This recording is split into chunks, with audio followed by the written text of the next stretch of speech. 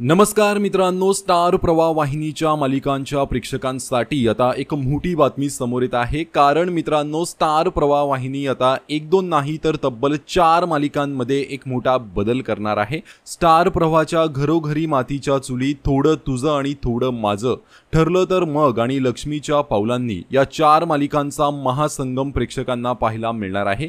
लक्ष्मीच्या पावलांनी या मालिकेमध्ये कला आणि अद्वैत यांच्यात दुरावा आला आहे, तर थोडं तुझं आणि थोडं माझं या मालिकेमध्ये तेजस आणि मानसी यांच्यात दुरावा आला आहे। त्यामुळे या दोन्ही जोड्यांचा दुरावा दूर करण्यासाठी घरोघरी मातीच्या चुली या मालिकेतील जानकी ऋषिकेश हे थोडं तुझं आणि थोडं माझं या मालिकेत एंट्री घेणार आहेत।